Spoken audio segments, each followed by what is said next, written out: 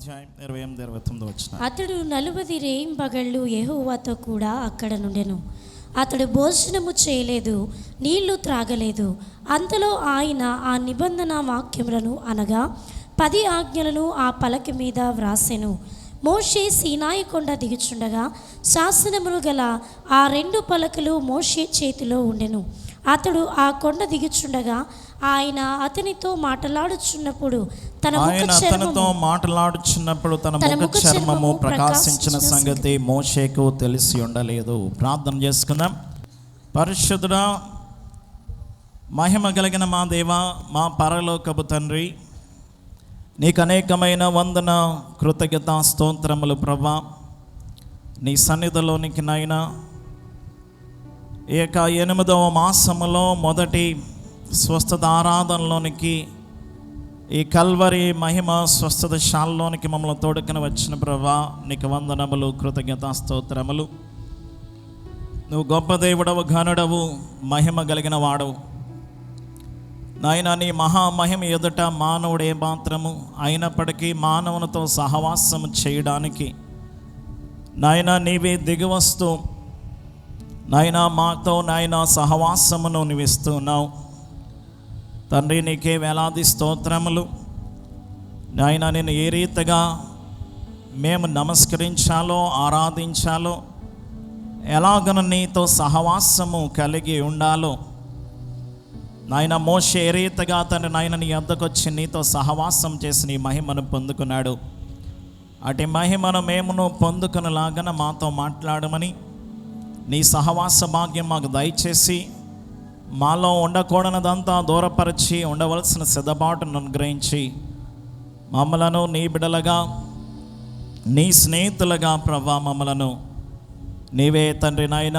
సరిదిద్దమని, సరిచేయమని, బాగు చేయమని, స్వస్థపరచమని, సమస్తమును సరిచేటకే దిగివచ్చిన యేసు నామమును వేడుకొనుచున్నాము పరమ తండ్రి. దేవుని సంగమా, ఆయన సాన్నిధ్యంకి వచ్చిన వారలారా, క్రీస్తు ప్రభు యొక్క వాక్కులను గాయకొని ఆయన స్వస్థతను అందుకొని ఆయన యొక్క మహిమ ఎదుట నిలవబడగలిగే ధన్యత, ఆయనకు మహిమగా ఆయనను మహిమపరుస్తూ మహిమ లోకములోనికి ఆయన సహవాసముతో నిత్య సహవాసములోనికి సిద్ధపడి ఆయుతపడే గొప్ప భాగ్యము చేరవచ్చినెల్లరకు ప్రభు అనుగ్రహించి నడిపించును గాక.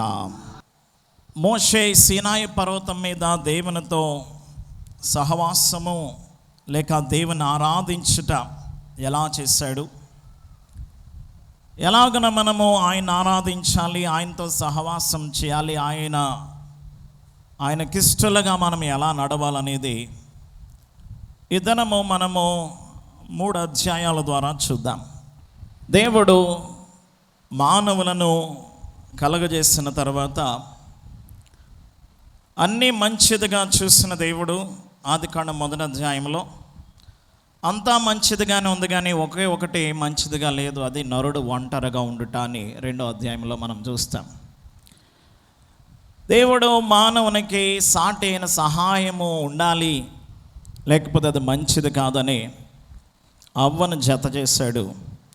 అంతటితో అంతా మంచిదిగానే మారింది.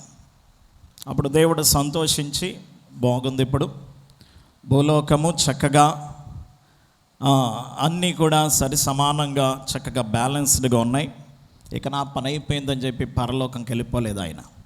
అసలు పని ఆ తర్వాత ఆయన చేశాడు. మానవులను కలగజేసిందే మానవులతో సహవాసం చేయడానికి. ప్రతి దినము చల్లపోటనొచ్చి వారితో కలిసి దేవుడు ఆ ఏదైనా వనములో సంచరించడం అనేది మొదటిగా ఉన్న స్థితి. దేవుడు మనిషిని చేసింది మనిషితో సహవాసము చేయడానికి. అయితే కొంతకాలమైన తర్వాత మానవుడు ఆ సహవాసాన్ని కోల్పోయాడు. దేవుడు దూరం అవ్వలేదు, కానీ మానవుడే దూరముగా వెళ్ళిపోయాడు. దేవుడు ఎప్పుడు వచ్చినట్లుగా వచ్చిన 3వ అధ్యాయం ఆదికాండములో ఆదామవ్వ లేరు, వారు దాక్కున్నారు, వారు దేవుని స్వరానికి భయపడ్డారు. మానవుడు దూరం అయ్యాడు, కానీ దేవుడు కాదు. దేవుడు ఆ తర్వాత కూడా మానవునికి దగ్గరగా ఉండడానికే ప్రయత్నం చేస్తూ వచ్చాడు. దేవుని ప్రియులారా, ఆయన యందు భయభక్తులు కలిగినటువంటి భక్తులైన వారికి దేవుడు సమీపముగా ఉంటూ వచ్చాడు. నోవాహు లేక మరి హానోకు, నోవాహు, అబ్రహాము, ఇస్సాకు, యాకోబు, ఇలాగన దేవుడు వారికి సమీపముగా ఎవరైతే ఆయనను వెతికారో, ఆయన ప్రకారంగా నడిచారో వారికి దేవుడు తోడుగా దగ్గరగా ఉంటూ వచ్చాడు. నిర్గమాకాండం చాలా ఉన్నతమైనటువంటి గ్రంథం. ఎందుకనంటే దేవుడు ఏ ఒక్కరితోటో సహవాసం చేయడానికి కాదు, కానీ అందరితో ఆయన నడుచుటకు, అందరితో ప్రయాణించుటకు, అందరితో సహవాసం చేయడానికి ఆయన వచ్చాడు. కాకపోతే దేవుడు దిగి రావడానికి ఆయనకి ఇష్టం ఉంది, కానీ ఎదుర్కొనే స్థితి మానవునికి లేదు. ఎదుర్కొని దేవునితో నడిచేటువంటి ఆ స్థితి మానవునికి లేదు. కాబట్టి దేవుడు మొదటగా దూరంగా ఉండమన్నాడు. మోషేనే కానీ, తర్వాత పెద్దలనే కానీ. 3వ అధ్యాయంలో మోషేని దూరంగా ఉండమన్నాడు. 24వ అధ్యాయంలో నిర్గమాకాండంలో పెద్దలైన వారిని దూరమున వచ్చి సాగిలపడమన్నాడు. దాని అర్థం ఏంటంటే, దూరమున మొదటగా వచ్చిన తర్వాత సమీపముగా దేవుని యొద్దకు వెళ్ళడానికి దేవుడు ఉద్దేశిస్తూ ఉన్నాడు. మోషే దానిని చక్కగా సద్వినియోగం చేసుకుని మోషే సమీపముగా వెళ్ళాడు. పెద్దలైన వారు ఆ యొక్క అవకాశాన్ని వారు సద్వినియోగం చేసుకోలేకపోయారు. ఇంకా కేవలము పెద్దలకి అని కాదు, మోషే, అహరోన్, నాదాబ్, అబీహు 70 మంది పెద్దలకే కాదు. తర్వాత దేవుడు 24వ అధ్యాయంలో మోషేని రమ్మని, ఇప్పుడు నేను కేవలము నీతో మొదటగా మోషేని రమ్మన్నాడు 19వ అధ్యాయంలో మొట్టమొదటిగా. ఆ అధ్యాయం చివరికి వెళ్ళేటప్పటికి అహరోను కూడా రమ్మన్నాడు. 24వ అధ్యాయంకి వచ్చేటప్పటికి అహరోను కుమారులు, పెద్దలు కూడా రమ్మన్నాడు. తర్వాత 25వ అధ్యాయంకి వచ్చేసరికి దేవుడు పైన ఒక ప్రణాళిక, ఒక గుడారమును గురించి తెలియపరుస్తున్నాడు. అదేమిటి అంటే 25వ అధ్యాయం 8వ వచనం, నేను వారిలో నివసించినట్లు నాకు పరిశుద్ధ స్థలము నిర్మించండి. నేను వారిలో నివసించట, వారితో కూడా కాదు, వారిలో. ఇది దేవుని యొక్క అంతరంగంలో ఉన్న కోరిక. మందిరములో ఉండడానికి కాదు దేవుడు మందిరాన్ని చేయమన్నది, మందిరములోకి వచ్చిన నీలో ఉండడానికి ఆయన ఉద్దేశించాడు. మరి ఇప్పుడు ఆయన మందిరంగా ఎలా చేయబడతాం, దేవునికి మహిమగా ఎలా నిలబడతాం, ఆయన మందిరంలో ఆరాధనగా దేవుని ఎలా ఆరాధిస్తాం? దేవుని ప్రియులారా, ఈరోజు మనము 32వ అధ్యాయంలో గనక మనం చూస్తే 2 స్థితులు కనబడుతున్నాయి. 24వ అధ్యాయంలో పిలిచిన దేవుడు మోషేను పర్వతము మీద ఆయన సన్నిధిలో పెట్టాడు. 32వ అధ్యాయంలో మనం చూస్తే కిందనటువంటి ప్రజలు మరొక భయంకరమైనటువంటి దుస్థితిలో వారు దేవునిగా మరొక దాన్ని చూస్తూ ఉన్నారు. దేవుని ప్రియులారు గమనించండి, ప్రతి వారి యొక్క దృష్టిలో ఒక్కొక్క చిత్రాన్ని చిత్రీకరించుకుంటూ ఉంటారు. దేవుడు అంటే మన హృదయంలో మనము ఒక ఆలోచనతో, ఒక ఊహతో, ఒక మరి మనలో ఒక ఆకారముతో ఆయనను చూసేవారముగా ఉంటాం. కొందరు దేవుణ్ణి చక్కగా నవ్వుతున్నటువంటి ఒక తండ్రిగా, అన్నీ ఇచ్చే తండ్రిగా ఊహించుకోవచ్చు. ఒకరు దేవుడు కనబడ్డు ఆయన ఒక శక్తి, విశ్వమంతటిని కూడా నడిపించే ఒక మిస్టీరియస్ ఫోర్స్, ఒక అర్థము కాని ఒక గొప్ప శక్తిగా. మరి కొంతమంది అనుకోవచ్చు, ఈ దేవుడు పురుషుడై ఉండాలేంటి, ఒక స్త్రీగా, ఒక దేవతగా కూడా ఉండొచ్చు. ఇలాగా ఒక్కొక్కరు ఒక్కొక్క రీతిగా వారి యొక్క ఆలోచనతో దేవుణ్ణి చూసేవారుగా ఉంటారు. దేవుని ప్రియులారా, ఈరోజు మనం ఎలా చూడాలి, ఎలా మాట్లాడాలి, ఎలాగ ఆయన సహవాసం చేస్తూ ముందుకు వెళ్ళాలి, లేక ఎలాగ ఆయన ఆరాధించాలో ఈరోజు మనం చూద్దాం. రెండోది, ఎలాగ ఆరాధించకూడదో కూడా మనం తెలుసుకుందాం. దేవుని ప్రియులారా, పైన కొండ మీద దేవుడు ఉన్నాడు, కొండ కింద ప్రజలు ఉన్నారు. సీనాయి పర్వతం మీద దేవుడు ఉన్నాడు. బహుశా పర్వతాల మీదే ఉంటాడు కాబట్టి పర్వతాలు ఎక్కాలి అని మీరు అనుకోకూడదు. పర్వతము అనగా సన్నిధి అనేది కూడా మీరు ఆలోచన చేయాలి. పర్వతం యొక్క అనుభవము తర్వాత మనం చూద్దాము. ఆ యొక్క ఎలాగ ఆరాధించకూడదు అనేది మొదటిగా మనం చూద్దాం. తర్వాత ఎలా ఆరాధించవచ్చో మనము తెలుసుకుందాం. దేవుని ప్రియులారా గమనించండి, దేవుడు మోషే ద్వారా మొదటిగా వారిని వారి పర్మిషన్స్ తీసుకున్నాడు, వారి అనుమతులు. నేను మీకు దేవుడుగా ఉంటాను, మీరు నా ప్రజలుగా ఉంటారు. ఈ సమస్త భూమి నాది, అందులో మీరు నా సొత్తైన ప్రజలుగా. అంతకుముందు మనం ధ్యానించిన వారమై ఉన్నాం 3 స్థితులు. ఒకటి, ఆయన సొత్తైన ప్రజలు 19వ అధ్యాయంలో 5వ వచనం నుండి మనం చూస్తాం. ఆయన స్వకీయ సంపాద్యం, ఆయన సొంత ఆస్తిగా కాపాడుకుంటానన్నాడు. రెండవది, ఆయన యాజక రూపమైన రాజ్యముగా చేస్తాన్నాడు. దేవుని దగ్గరకు అనేక మంది నడిపించేటువంటి యాజకులుగా, మధ్యవర్తులుగా మనలను దేవుని కొరకు, సేవ కొరకు దేవుడు ఏర్పాటు జనాంగంగా చేస్తున్నాడు. మూడవది, పరిశుద్ధమైన జనాంగం, ప్రత్యేకత కలిగినటువంటి పరిశుద్ధుల వరసలోనికి దేవుడు మనల్ని చేస్తా అన్నాడు. కాబట్టి వాళ్ళందరూ కూడా ఒప్పుకున్నారు దానికి. మేము ఈ దేవుడు ఏం చెప్పినా చేస్తామన్నారు. కాబట్టి మొదటగా దేవుడు అడిగాడు, ఆ తర్వాత ఆజ్ఞలు ఇచ్చి తర్వాత అడిగాడు కూడా.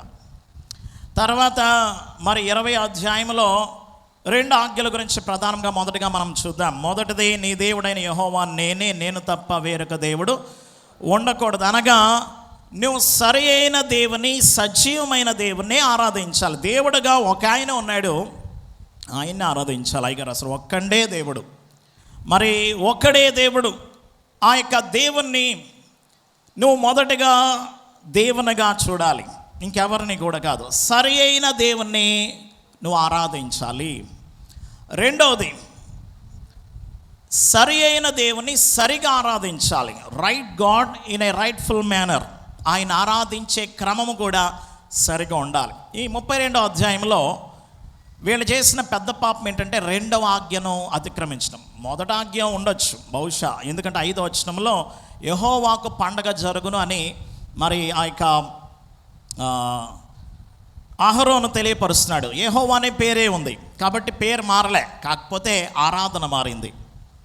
ఆయనకు చేసేటువంటి ఆరాధన క్రమం మారింది.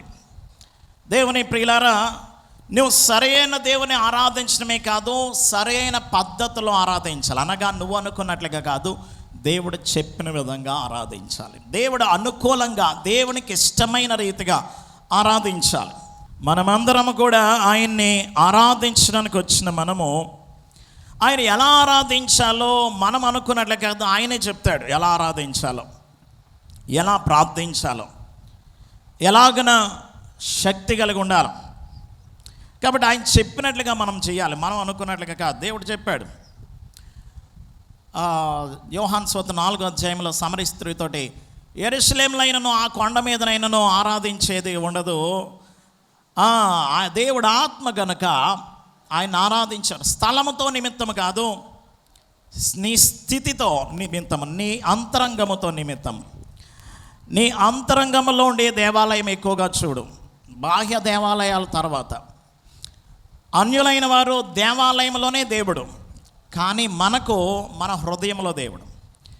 కాబట్టి ఈరోజు మనము ఎలా ఆరాధించాలి అనేది మొదటగా ముందు మనం తెలుసుకోవాలి. దేవుని ప్రియులారా గమనించండి, అక్కడ వాళ్ళు ఎలా చేశారు ఆరాధన అనేది మనం చూస్తే, వారు ఒకటి అడిగారు. మోషే అనేవాడు మాకు ఏమాయనో తెలియదు, కాబట్టి మా ముందర నడుచుటకు ఒక దూతను చేయమన్నారు, ఒక దేవతను చేయమన్నారు. దేవుని ప్రియులారా, వారికి అక్కడ దేవత కావాలన్నారు. కారణము, మోషే లేడు. ఎందుకనంటే వీళ్ళకి దేవుడు మోషే ద్వారానే అర్థమయ్యేవాడు. దేవునితో మాట్లాడాలన్నా మోషే, దేవుడు చెప్పింది చెప్పాలన్నా మోషే. ఇటు నుంచి అటు కానీ అటు నుంచి ఇటు కానీ మధ్యవర్తి ఈయనే బ్రిడ్జ్, ఈయన అనుసంధానం మోషే. కాబట్టి ఇప్పుడు మోషే లేడు, ఇప్పుడు మేము దేవుని ఎలా ఆరాధించాలి?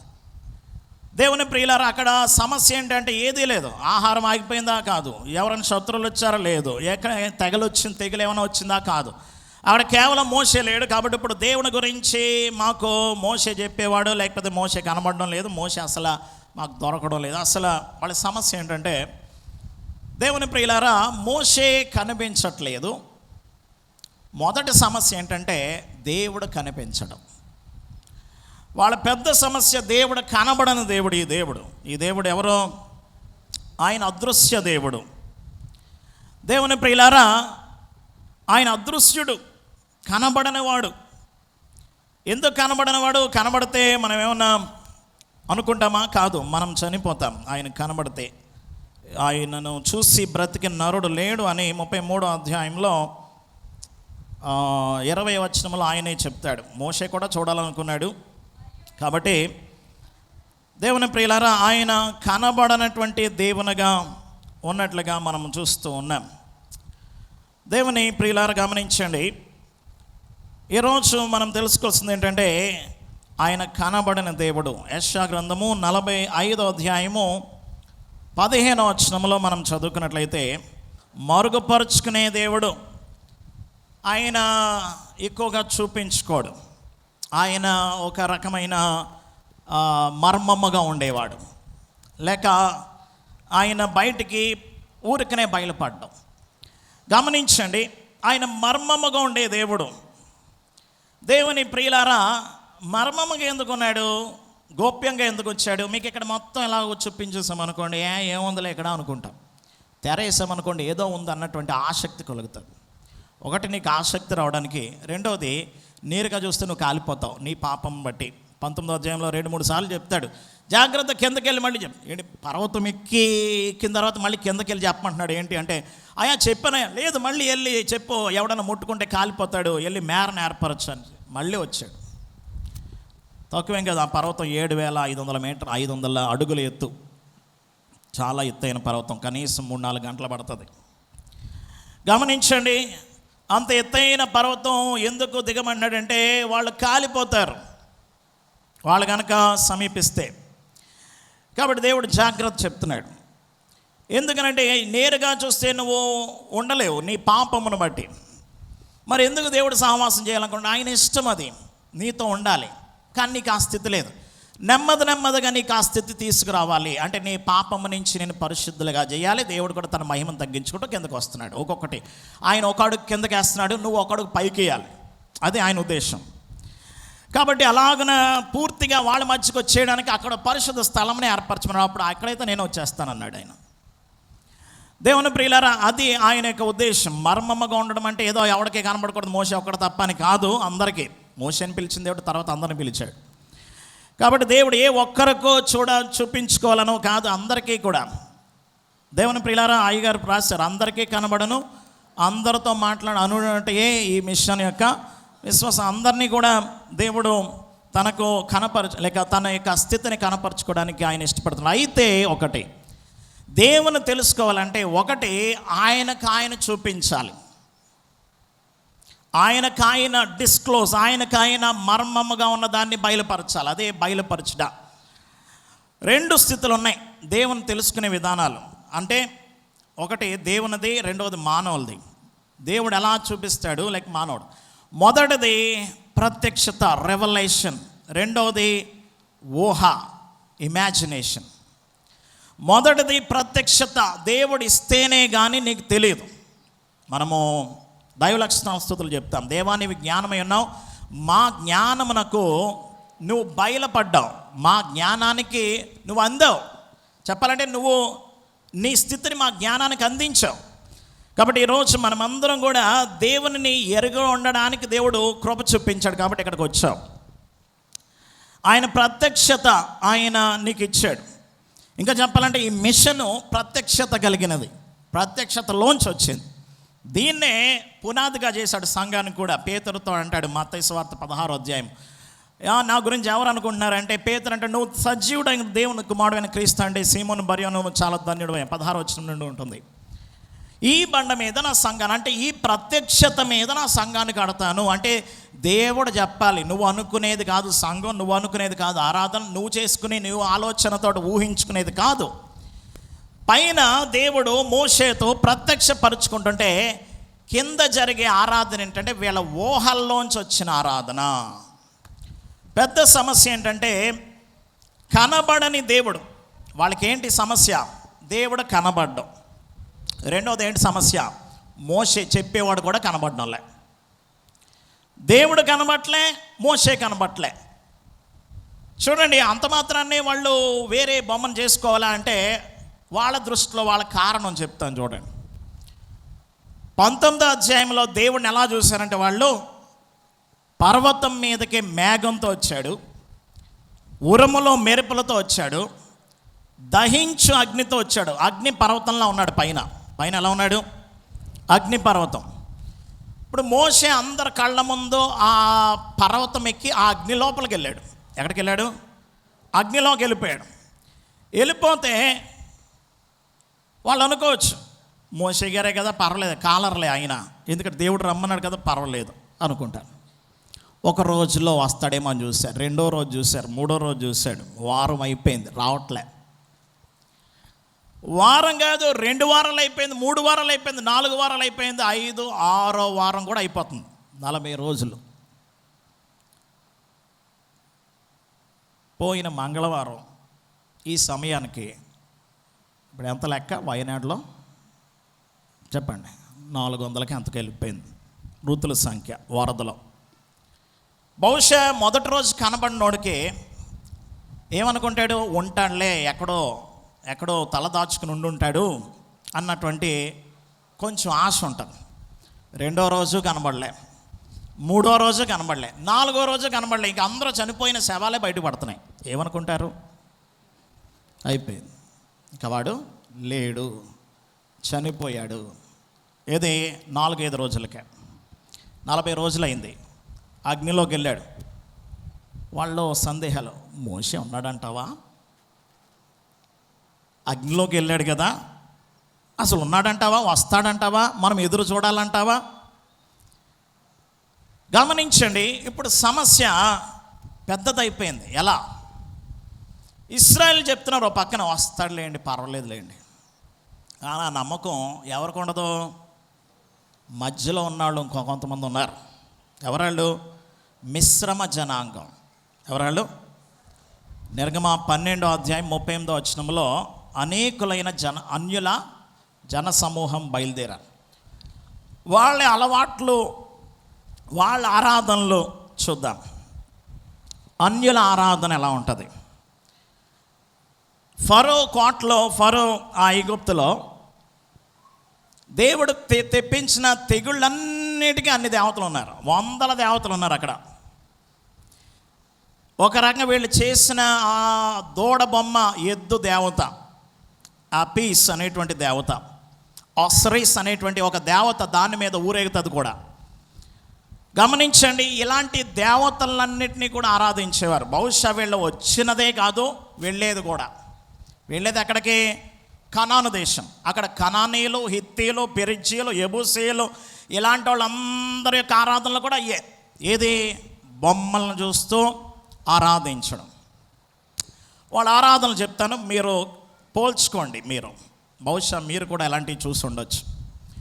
వాళ్ళకి ఆరాధన ఎలా అంటే, ఒక బొమ్మ, ఆ బొమ్మలో కేవలం దేవుని ఆకారం అని కాదు, ఆ బొమ్మలో వాళ్ళు చూసేది ఏంటంటే దేవునిని. దేవుడు వెళ్ళి అందులో ఉంటాడు. ఏదో దేవుడు పైన ఉన్నాడు, ఆయన ఫోటో ఇది అని కాదు. వాళ్ళకి దేవుడు ఆ బొమ్మలోనే ఉన్నాడు. వాళ్ళ నమ్మకాలు మీరు ఇక్కడయో ఎప్పుడయో అని కాదు. పురాతనమైన ఐగుప్తును, మెసొపొతేమియా ఈ ప్రాంతాల్లో ఉండేటువంటి చరిత్రకు వెళ్తే, పురాతనమైన చరిత్రలో వాళ్ళ నమ్మకాల్లో, వారి విశ్వాసాలు ఎలాంటివి అంటే, ఆ బొమ్మలోనే దేవుడు. మీరు అబ్రహాం దగ్గర నుంచి చూడండి, అబ్రహాం తండ్రి విగ్రహాల వ్యాపారి, మోషే గారు మామగారు విగ్రహారాధికుడే. ఇలాగ మనం చూస్తే వాళ్ళందరూ చుట్టూ కూడా విగ్రహారాధనలు జరిగినాయి. గమనించినట్లయితే ఆ బొమ్మలో దేవుడు ఉంటాడు కాబట్టి ఆరాధించారు. ఎలాగా? వాళ్ళ ఆరాధనలు కూడా ఎలా ఉంటాయంటే, ఆ బొమ్మలో దేవుడు ఉంటే వీళ్ళు రోజు దాన్ని శుద్ధి చేసేవారు. ఆ బొమ్మను ఏం చేసేవారు? కడిగేవారు, స్నానం చేయించేవారు, బట్టలు వేసేవారు. అప్పుడు వాళ్ళ నమ్మకం ఏంటంటే, అందులో ఉన్న దేవుడు సంతోషిస్తాడు, అందులో ఉన్న దేవుడు సంబరపడతాడు, అందులో ఉన్న దేవుడు చాలా ఆనందించి నీకు వరాలు ఇస్తాడు.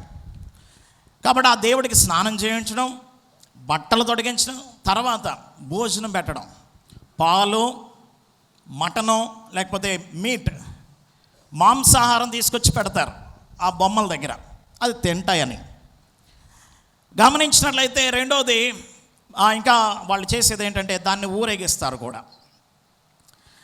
కాబట్టి అప్పుడు ఆ బొమ్మ సంతోషించి, లేకపోతే ఆ దేవుడు సంతోషించి, అందులో ఉన్న దేవుడు సంతోషించి వాళ్ళకి కోట్లు ఇస్తాడనో, మేళ్ళు ఇస్తాడనో, లేకపోతే ఆశీర్వాదాలు ఇస్తాడనో వాళ్ళ నమ్మకం. మీరు ఒకవేళ చూస్తుండొచ్చు, స్నానాలు చేయించడం, వస్త్రాలు తొడగడం. ఒక ఆయన ఉన్నాడు, అన్య విగ్రహారాధికుడు ఆయన, అందులో అర్చకుడు ఆయన, నటరాజన్ లాజరస్ అనే పేరు మీరు వినుంటారు. ఆయన చెప్తాడు, రోజు మేము లేపాలి ఆయన్ని. మేము వెళ్ళి ఏం చేయాలి, గుళ్ళోకి వెళ్ళి లేపాలి, నిద్ర లేపాలి, తర్వాత ఊపాలి ఉయ్యాల్లో, ఇలాగన స్నానాలు చేయించడం, ఇంకా చాలా ఇవన్నీ కూడా చేయాలి. కాబట్టి ఇవన్నీ కూడా జరుగుతాయి ఎక్కడ, వాళ్ళ అన్యుల దేవతల దగ్గర. అంటే వాళ్ళు చూస్తారు, చేస్తారు, చాలా తిప్పుతారు, అన్నీ వాళ్ళకి కంటికి కనబడే విధంగా, చేత్తో చేసే విధంగా, వాళ్ళు చూసే విధంగా, వాళ్ళు అనుభవించే విధంగా అక్కడ వాళ్ళ దేవతలు ఉంటాయి. కాబట్టి మీరు గమనించినట్లయితే మన దేశంలో కూడా చాలా ఉంటాయి. ఇక్కడ చాలా కూడా మరి అలాంటివన్నీ చేస్తుంటారు. వస్త్రాలు సమర్పిస్తారు, పెళ్ళిళ్ళు చేస్తారు, ఉయ్యాలు ఊపుతారు, బయటకు తీసుకెళ్తారు, చాలా ఉంటాయి.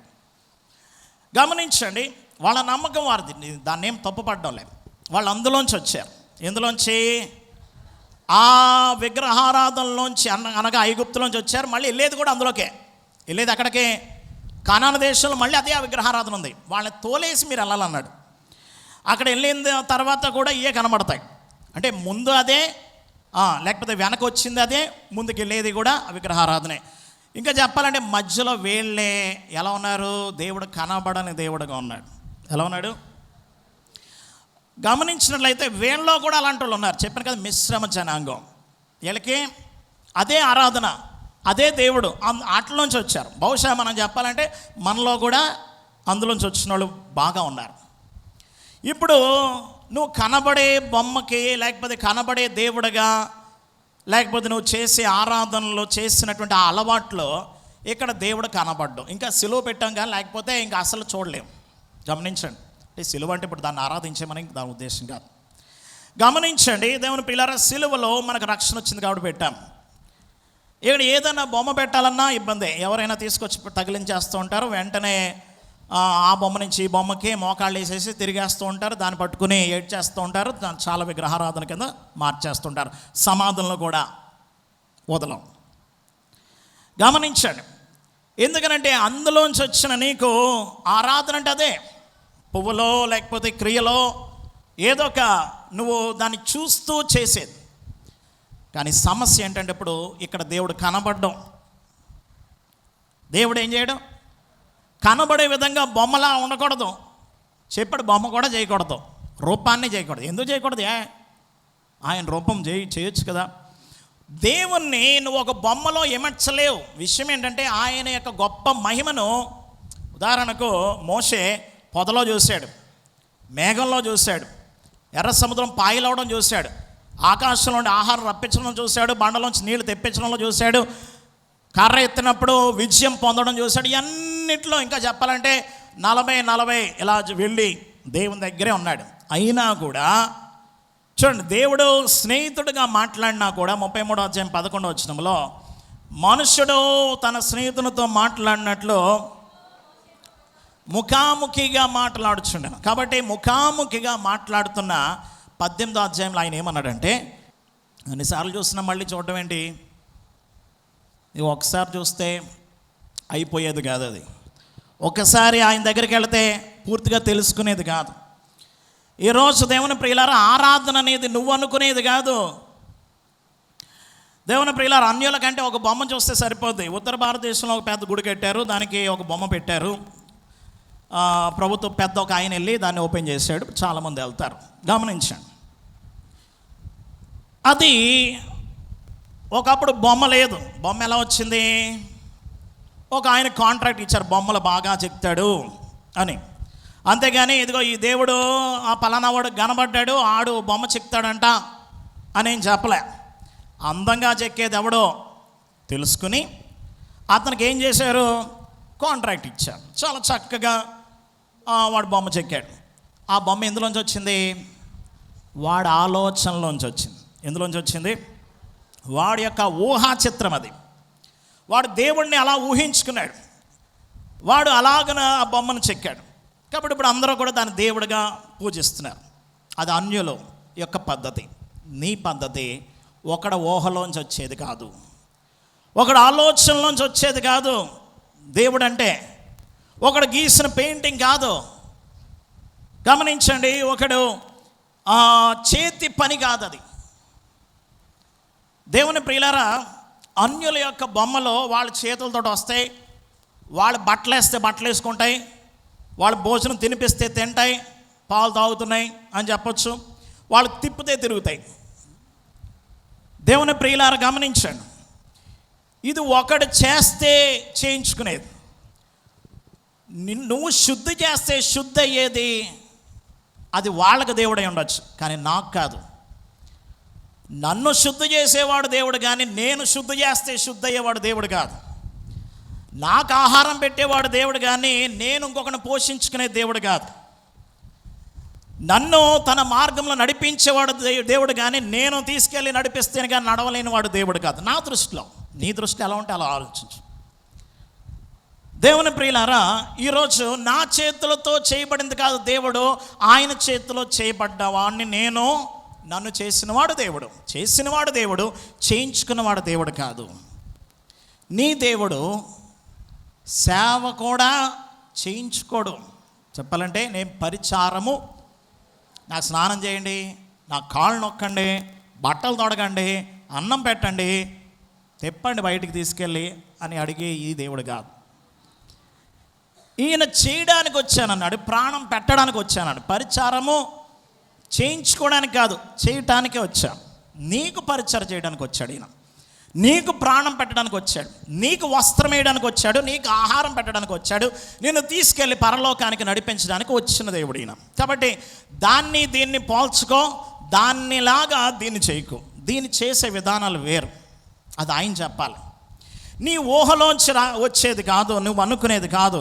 దేవుడు చూపించాలి, ప్రత్యక్షత ఆయన అవ్వాలి, ఆయన చెప్పాలి. పెద్ద సమస్య ఏంటంటే, ఇప్పుడు దేవుడు కనబడ్డు, రెండవది మోషే కూడా కనబట్టలే. కాబట్టి ఏం కావాలి? బహుశా చెప్పుంటారు, మీ మోసేడు ఇప్పుడు మమ్మల్ని తీసుకొచ్చి అడవులో పడేశారు, ఆయన ఎక్కడ పోయాడో తెలియదు, ఇప్పుడు మనం ఎక్కడికి వెళ్తాం చెప్పండి. ఒక నమ్మి నువ్వు మొత్తం ఇల్లు వాకిలు అన్నీ సర్దుకొని నీ పిల్ల చల్లతో మొత్తం అంతా బయలుదేరి అర్ధాంతరంగా మధ్యలో అయిపోయాం. ఒక ఊరు కాదు, ఒక దేశమో కాదు, అది అరణ్యం.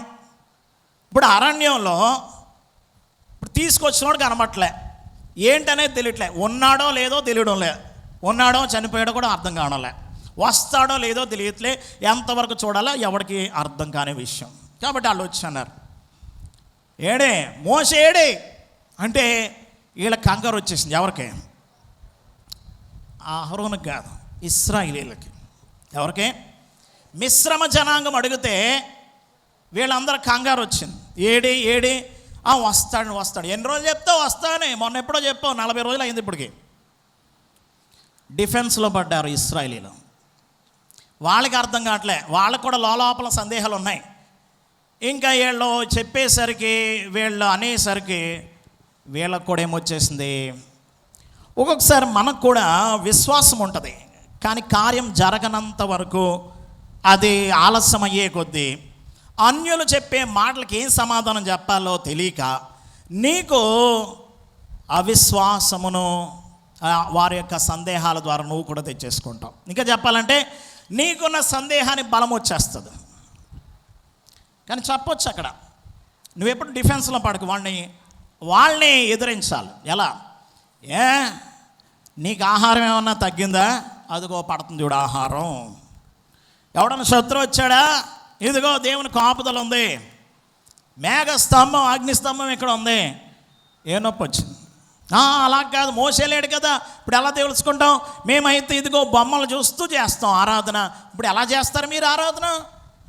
కాబట్టి మేము చక్కని ఆలోచన చెప్తాను చూడండి, మనం కూడా బొమ్మ చేద్దాం, బొమ్మనే చూస్తూ నడిపించమని అడుగుదాం.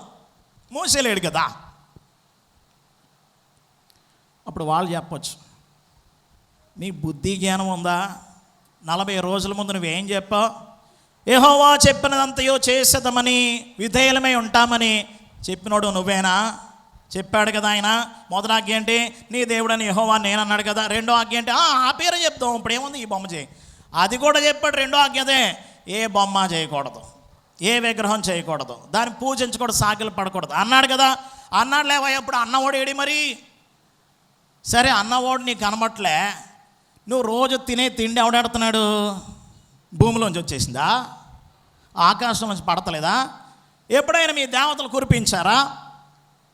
నీకు ఏదైనా ఆపద వచ్చిందా? ఎడారిలో ఎన్ని ఆపదలు ఉంటాయి. ఊరికనే కాపుదల ఎత్తితే తాపకరమైన సర్పలు వచ్చేసి కరిచేసింది. అలాంటి భయంకరమైన ఆపదల్లో ఎవరికైనా సరే ముళ్ళన్నా గుచ్చుకుందా, కాలన్నా వాసిందా? నీకే ఇబ్బంది వచ్చిందని ఇప్పుడు నువ్వు బొమ్మను అడుగుతున్నావు?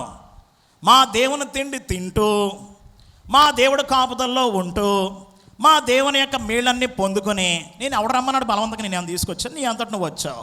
వచ్చేసి నీ బొమ్మను తెస్తానంటే ఎలా తెస్తారు? కోడళ్ళు బొమ్మలు కూడా చూస్తూ ఊరుకుంటావు అంతే. తీసుకొచ్చి పెడతాడు, ఏం మాట్లాడవు. నీకు అధికారం లేదా? అహరోన్ గారిలాగా ఏం చేయమంటే దుర్మార్గులమండి బాబు, మేము బంగారం తీయగానే దూడొచ్చేసింది. ఈయన చెప్పే సాకు చూడండి, బంగారం అలా వేసాడంట, దూడ అయిపోయిందంట. అది 32వ అధ్యాయంలో ఆయన అంటాడు, 24వ వచనంలో, అది అగ్నిలో వేయగా దూడ ఆయన ఏం చేశాడు? ఆయన 4వ వచనంలో పోగరుతో రూపమును ఏర్పరిచి, అహరోన్ గారు ఎవరో మొట్టమొదటి ప్రధాన యాజకుడు. సేవ ఎవరికి చేయాలి? దేవునికి చేయాలి. ఎవడు చేస్తున్నాడు? వాళ్ళకి చేస్తున్నాడు. వాళ్ళు చెప్పిన బొమ్మ చేస్తున్నాడు. బొమ్మను రూపమును ఏర్పరిచింది ఈయనే అంటాడు.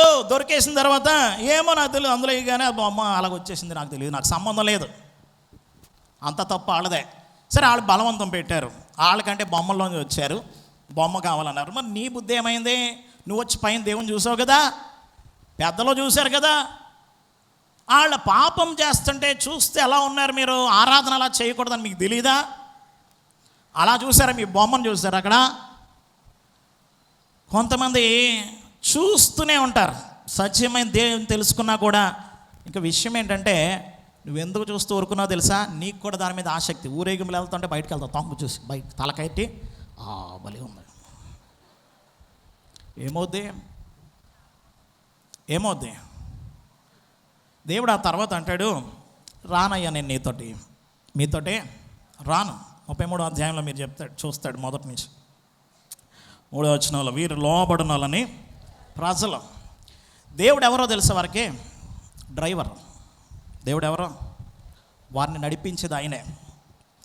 బస్సులో డ్రైవర్ చెప్పిన మాట వినాలా వద్దా? వినాలా?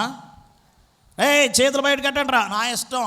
టికెట్ కొనలేదంటే చెప్పు, కొనంగా తలకాయ కూడా పెడతాను. సరే పెట్టు. వేసుకెళ్ళారు, 3000 మందిని వేసుకెళ్ళారు. ఎదురొచ్చిన బండి ఏం చేసింది? 3000 తలకాయలు లేచిపోయింది. కత్తి పట్టుకుని వెళ్ళండి ఈ చెవని. పోని మోసే లేడని చేసావు దూడ, వచ్చిన తర్వాత అయినా సరే అయ్యో మనం అనవసరంగా చేసామే అన్న పశ్చాత్తాపం లేదు. అందరినీ దేవుడేం చంపలే, చంపుదాం అనుకునే పాపమే. కానీ దేవుడు దీర్ఘశాంతంతో ఆగాడు. అయితే యెహో పక్షమని ఎవరున్నారో రెండయ్యా అని ఎంట్రన్స్కి వెళ్ళి మాట్లాడాడు. మొత్తం మధ్యలో ఉంది అది దేవత. ఏం చేస్తాడు చూడండి దేవుని ప్రియులారా, 3000 మంది ఇంకా అక్కడ ఉన్నారట. ఎక్కడ?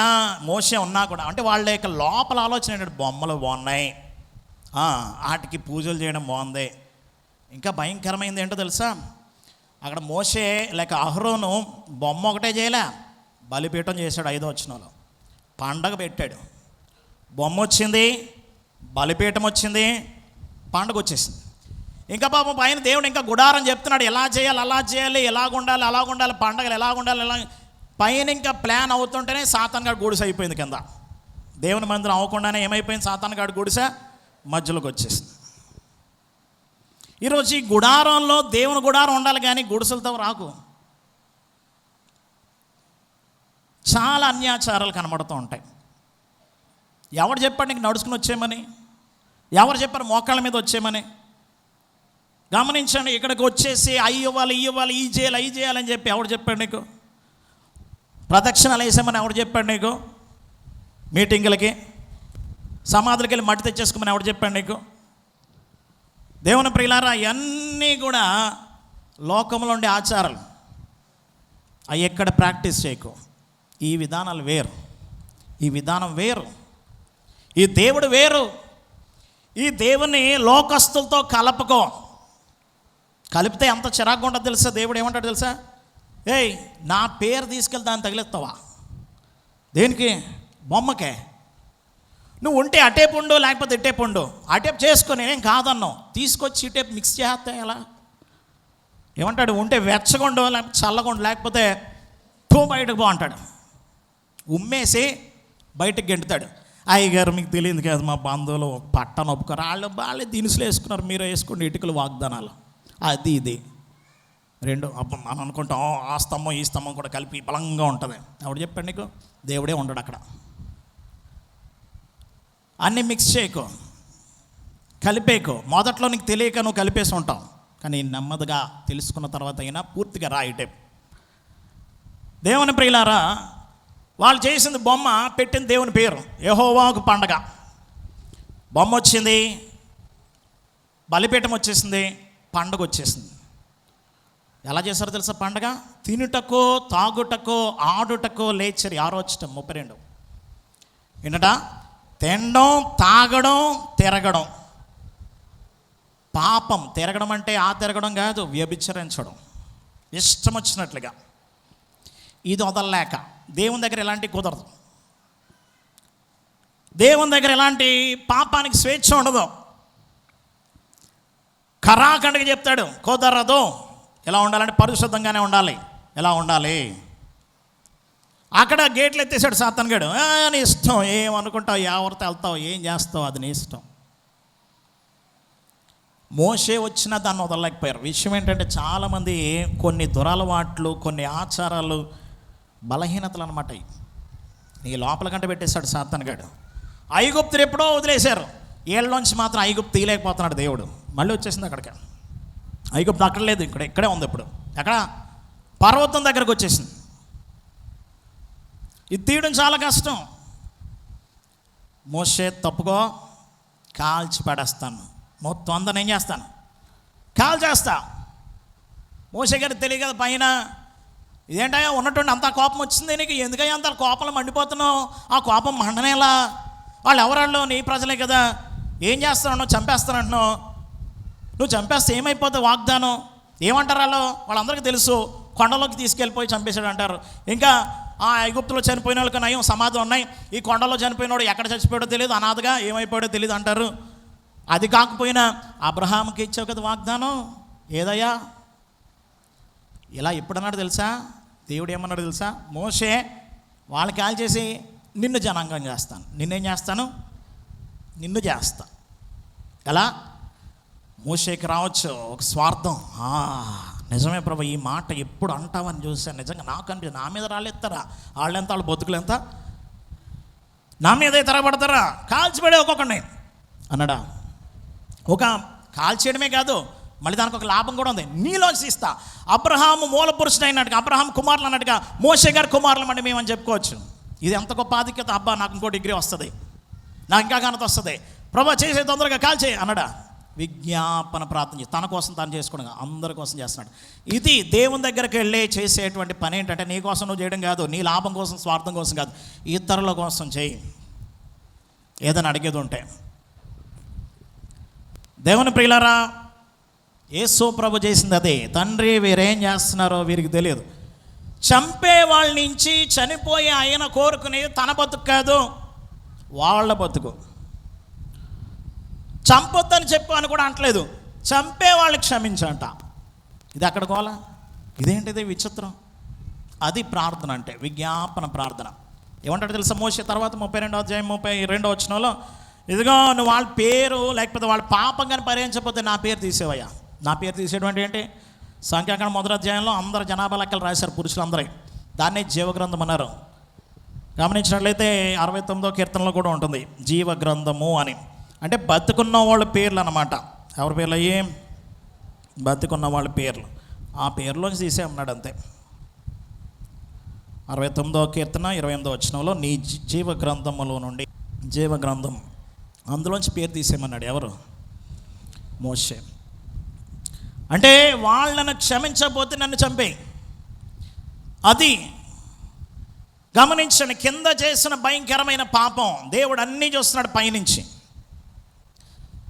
ఇంతకీ అంత చెప్పిన అయినా మీరు 32వ అధ్యాయము ఇటేపేమో కోపం మండనేలా అన్నాడు 11వ వచనంలో. ఇప్పుడు మోషే గారు కోపం మండుతుంటే అహరోన్ గారు అంటున్నారు ఏమని? ఏమ్మా 22వ వచనంలో, నా ఏలినవాడ నీ కోపము మండనేయకము. మండొద్దని చెప్పిన ఆయన ఈయన మండిపోతున్నాడు. పైన చెప్పి దేవుని చల్లార్చిన ఆయన. చాలామంది కోపంలో రెచ్చగొట్టేవాళ్లే, చల్లార్చేవాడికి ఉండాలి. మోషే ఎవరు? మోషే అని పేరు ఎందుకు పెట్టారు? మొదటి అధ్యాయంలో ఉంటుంది. నీటిలో 2వ అధ్యాయమా?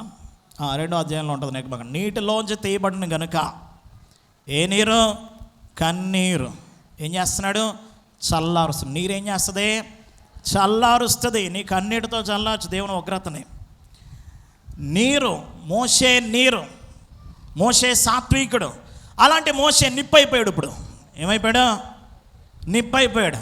దానికి అర్థం ఉంది. కోపం ఒక్కొక్కసారి మంచిదే, కానీ పగలగొట్టేంతగా కాదు. కానీ ఏం చేశాడు? పలకలో 2 స్థితులు చేశాడు. ఒకటి పగలగొట్టేయడం, పక్కన ఉంచితే వాళ్ళని సరి చేసేటువంటి క్రమం. పైన బ్రతిమలాడాడు, దేవునికి ప్రార్థన చేసి విజ్ఞాపన. కిందకు వచ్చి సరి చేస్తున్నాడు వాళ్ళని. ఎలా?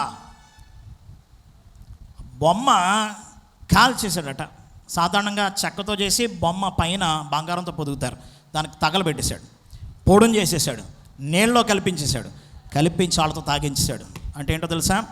ఈ బొమ్మ ఎక్కడి నుంచి వచ్చింది? వాళ్ళ లోపల నుంచి వచ్చింది. వాళ్ళకే పెట్టాడు. తాగించేసి, అంటే దాని అర్థం ఏంటి? తాగింది వ్యర్థమైపోద్ది. గొప్పగా చూసింది ఏమైపోద్ది? తాగింది ఏంటి? బయటకు వచ్చేస్తుంది కదా, వ్యర్థంగా. నీ దేవుడు వ్యర్థం అవ్వాలి. నువ్వు లోకములో చూసిన దేవుళ్ళు. రెండోది, లోపలే ఉంచుకున్నావు అనుకో ఏమవుద్ది? యెహోవా పక్షంగా ఉన్నవారు ఎవరయ్యా అంటే లేవీలు వచ్చేసారు. అప్పుడు నాడు కత్తి పట్టుకొని వెళ్ళి ఎవడుంటే ఆడు నరికి. సహోదరుడని చూడదు, తమ్ముడని చూడదు, స్నేహితుడని చూడదు. రెండోది, నీ లోపల ఉంటే నువ్వు నరికేసుకోవాలి. ఏం చేయాలి? చంపి పడేయమన్నాడు. 3,000 మంది వచ్చారు. ఎంతమంది? 3,000 మంది. చాలా గొప్ప ప్రత్యక్షమైన ఉదాహరణ ఏంటంటే, ధర్మశాస్త్రం ఇవ్వబడిన రోజు అది. ఏ రోజు? దేవుడు చేత్తో రాసినది. చాలా స్పష్టంగా 15-16 వచనాల్లో చూస్తాం. దేవుని చేవ్రాత 32-15-16లో చేత్తో రాసి ఇచ్చినటువంటి ధర్మశాస్త్రం రోజున 3,000 మందిని చంపింది ధర్మశాస్త్రం. 3,000 మంది. తర్వాత అపోస్తల కార్య గ్రంథం 2వ అధ్యాయంలో కృపాశాస్త్రం వెల్లడయ్యింది. దేవుని ఆత్మ దిగరావడంతో అక్కడ 3,000 మంది రక్షణ పొందారు. అక్కడ 3,000 మంది నాశనంలోంచి ధర్మశాస్త్రము న్యాయముగా చూస్తే చంపేస్తుంది. కృపాశాస్త్రము మనకు న్యాయం కంటే తన ప్రేమను బట్టి కనికరముతో లేపాడనమాట మనల్ని. ఇంకా చెప్పాలంటే రోమపత్రిక 3వ అధ్యాయం 23వ వచనం నుండి 24-25 వచనాల్లో, పూర్వము తన ఓరిమి వలన మన పాపములు ఉపేక్షించినందున చూసి చూడనట్లుగా దేవుడు వదిలేశాడు. ఎందుకంటే తన కృపను బట్టి. దేవుని ప్రియులారా, నిజానికి నువ్వు చచ్చిపోవాలి ఆ పాపానికి. పాపాన్ని వదలకపోతే ఈరోజు ఒప్పుకుంటే దేవుడు నిన్ను క్షమిస్తాడు. ఒప్పుకోకుండా దాన్ని పట్టుకుంటేనో శిక్షిస్తాడు. నమ్మిన వాడికి రక్షణ, లేకపోతే శిక్ష.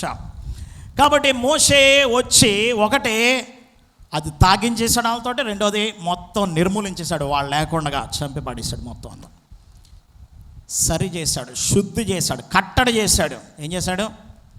పోలీసు వాళ్ళు ఏం చేయాలి?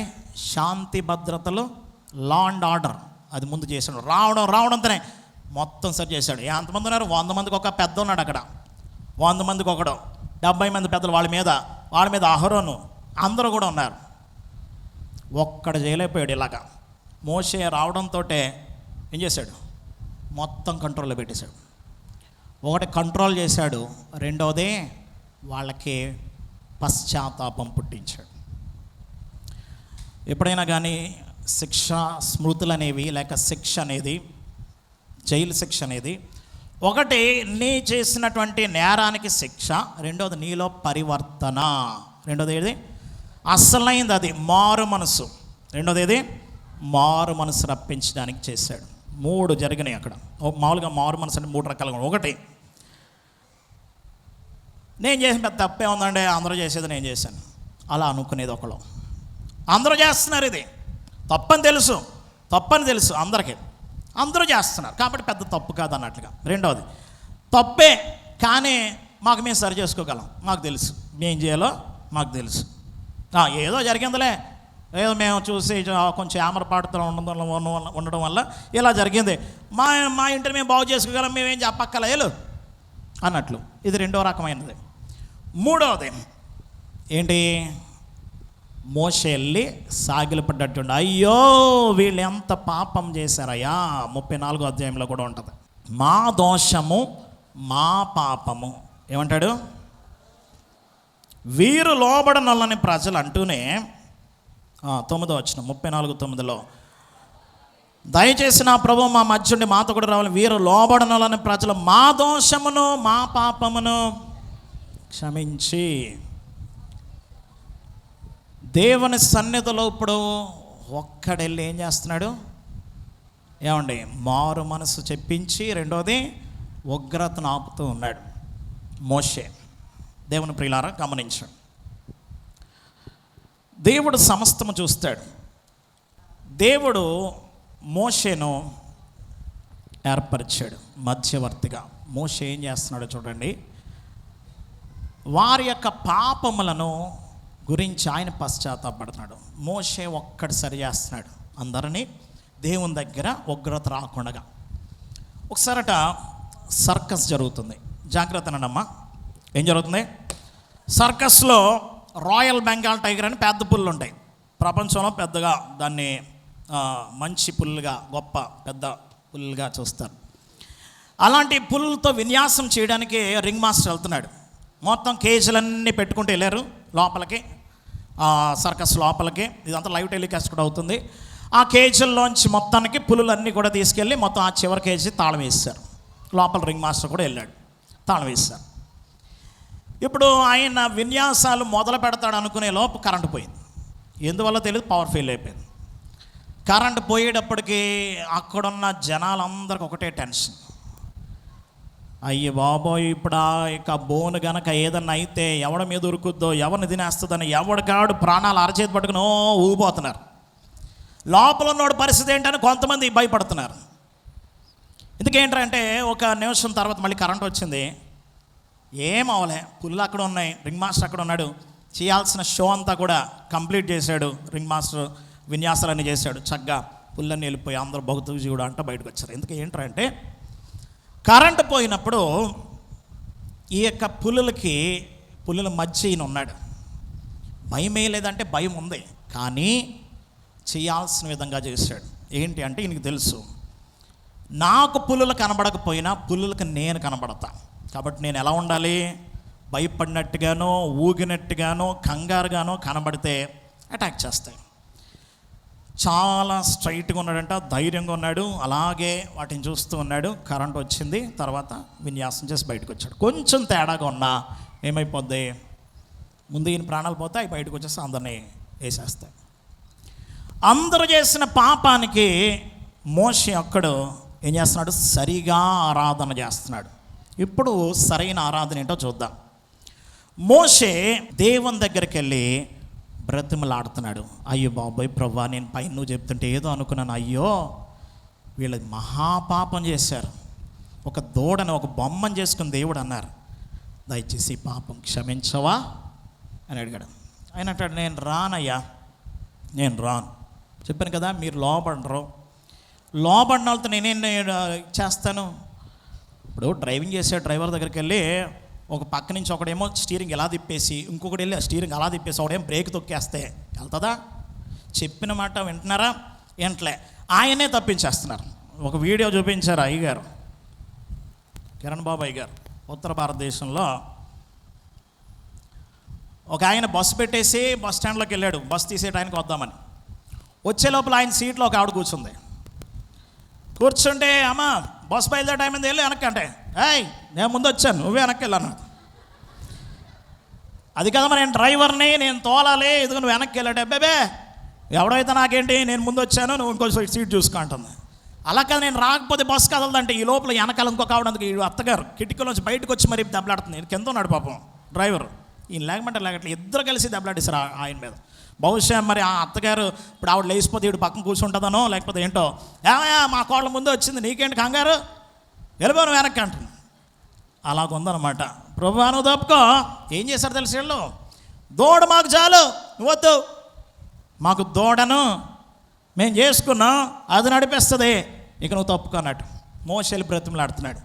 నువ్వు బతిమాలుతున్నావే కానీ వాళ్ళలో ఎక్కడుందయ్యా బాబు, వాళ్ళందరూ కూడా లోబడనొల్లని వాళ్ళు ఎవరో లోబడరు, విధేయత లేని వాళ్ళు. విధేయత లేకపోతే నేను ఎలా చేయను. ఇప్పుడు డ్రైవర్ గారిని ఎవడో కదపకూడదు, కదపపోతే ఆయన జాగ్రత్త తీసుకెళ్తాడు. కదిపేసి ఆయన చెప్పింది చేయకుండా చేతులు తలకాయలు అన్నీ బయటెట్టేసి ఏం చేస్తున్నారు వీళ్ళు, బయట బొమ్మ బాగుందని తలకాయ పెట్టేస్తున్నారు. లోపల కొన్ని ఆజ్ఞలు ఉన్నాయి, కొన్ని కట్టలు ఉన్నాయి. ఇదిగోని ఎదురు ఉన్న ఆయన్ని చూడు, ఆ మార్గం చూడు, అబ్బబ్బే మేమంతా బయటే చూస్తాం, మా ఇష్టం వచ్చినట్టు చేస్తాం. అందుకంటున్నాడు దేవుడు, నేను మీతో రాలేనయ్యా, తీసుకుని వెళ్ళిపో నువ్వు. ఇంకొక నేను దోతని ఎవరినో పంపిస్తే ఆయన డ్రైవ్ చేస్తారు, నీకు ముందు తీసుకెళ్ళిపోతాం. ముందు మోషే ఏమీ కూడా కంగారు పెట్టలేదు దేవుణ్ణి, అలాగే చేయనిచ్చాడు. 33వ అధ్యాయం 7వ వచనంలో దేవుడు ఏం చేశాడంటే గుడారం తీసేయమన్నాడు. గుడారం తీసేసి దూరంగా వేయమన్నాడు, పాళయానికి దూరంగా, అలాగే వేసాడు.